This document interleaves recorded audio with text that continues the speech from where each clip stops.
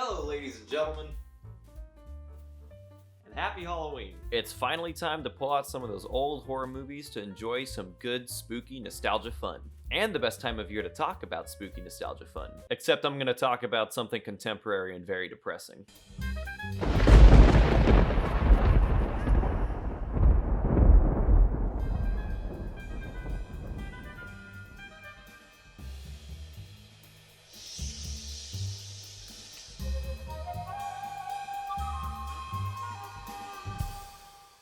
I fucking love Halloween. The spooks, the costumes, the atmosphere, the movies. As much as I wanted to talk about some old school films, I've kind of been obsessing over this one that came out this year, and that film is called Relic. I think everyone should watch this movie, especially if you've ever dealt with a family member suffering from mental problems due to age. I imagine most people will get chills, and I actually found it more scary on my second watch. And although I highly recommend this movie, I will not be focusing on the quality of the film, but rather the themes behind it. I suggest you watch the movie yourself before watching this video, because I'm gonna spoil the shit out of it. But in case you aren't sold, here's my non-spoiler review.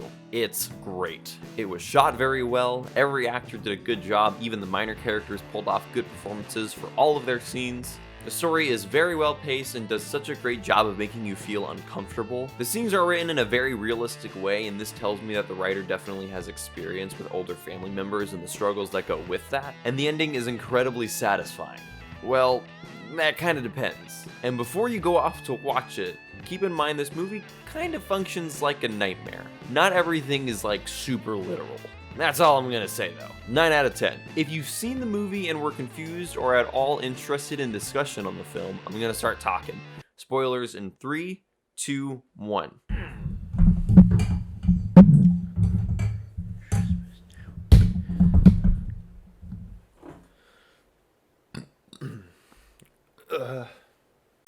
So I was going to go through the whole movie and explain the importance of the message for every single scene, but I won't have access to enough clips until November, so here's just a quick overview so I can discuss the ending. The story is about an elderly woman that went missing for several days, and her daughter and granddaughter, Kay and Sam, go to stay at her home hoping to find her. She eventually shows up and they can't seem to get an answer from her about where she was. As time goes on, the grandma gets progressively more frustrating and erratic. All the while, a gross black wound is developing on the grandma's chest. Throughout the film, we see dreams of our main character Kay, visions of an old cabin we later learn to be her granddad's. And it's the place where he died, being left alone and suffering mentally. These dreams eventually turn into our main character seeing her own mother inside the cabin. One more thing to note is that the door of the cabin was moved to the house the grandma is currently living in. We see lots of imagery of decay throughout the film. We also see plenty of notes. These notes are implied to be reminders that the grandma writes when she needs to remember something. Also, we see that there is a dark entity constantly lurking around the grandma. The grandma is seeing this thing and believes it got into her home through the closet. Lastly, we need to discuss the dynamic of the family. Kay starts off wishing her mother to go inside of a home and is constantly frustrated with her. Sam, however, is more optimistic and wants her to be more directly helpful to her grandma. As the story continues, the characters begin to flip on these positions. So we are all caught up. Let's talk about the ending. So, towards the end of the film, Kay sees her mother eating photographs, and when Kay tries to pull them away, her mother fights back saying, "I'm still your mother, Kay."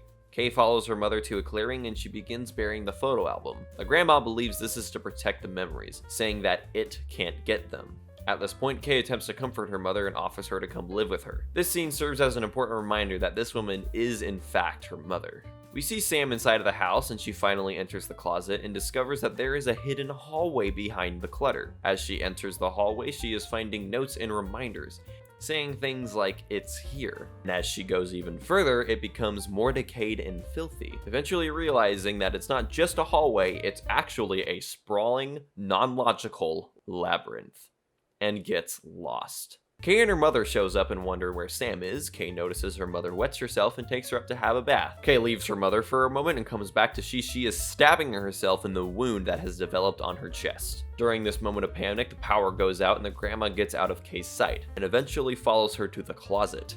Sam is trying to escape the labyrinth by following the layout and it begins trapping her. The closet, I believe, is a metaphor for the grandma's mind.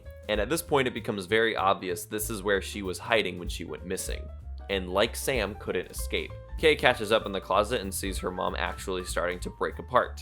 Sam eventually says fuck it and starts directly fighting back against the confusion and breaks one of the walls and climbs through. Sam believes she's found an exit and hears her mother. They catch up and attempt escaping by breaking open another wall. And this so happens to be above the fireplace in the actual house. Creepy, gross grandma catches up and the two narrowly get out and knock her to the ground. Right before our main characters leave, the grandma calls Kay his name. We see a shot of one of the notes saying, "I am loved." This is clearly written by the grandma as a reminder because she was worried this is something she would forget. Kay then looks at the front door. The door isn't important because it brought the entity from Kay's grandpa's cabin. The entity isn't real. It's a reminder that there was no entity, that this thing is still Kay's mother. And just like Kay's granddad, she is about to abandon her own mother to rot away. So this prompts her to stay. At this point, Sam's opinion has completely changed and exclaims that that is not her grandma. Kay locks her outside of the house, saying she can't leave her, and takes Mold Woman up to her room. Kay realizes that the grandma's skin is falling off, so peels it away to reveal the dark figure we've been seeing the whole time.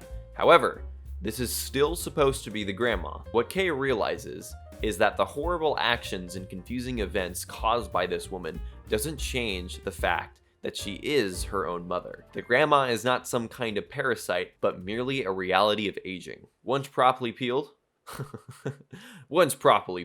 Sam is broken in and joins her mother and grandma in a moment of understanding. Sam is willing to stand by them, and she notices a bruise on the back of her own mom's neck. This emphasizes that this eventually happens to all of us. Now, you could argue that the Dora did bring over an entity, and the grandma got infected, and she got lost in the closet, and when we were separated from Kay during the climax, she was infected before finding Sam. And that would be perfectly reasonable.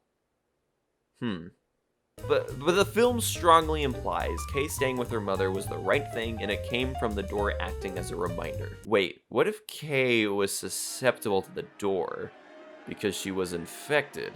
The door was influencing her to stay. No, the entity was just something the grandma saw. She didn't recognize that part of herself, so she thought it wasn't her. Wait, but Kay also did see the entity under the bed.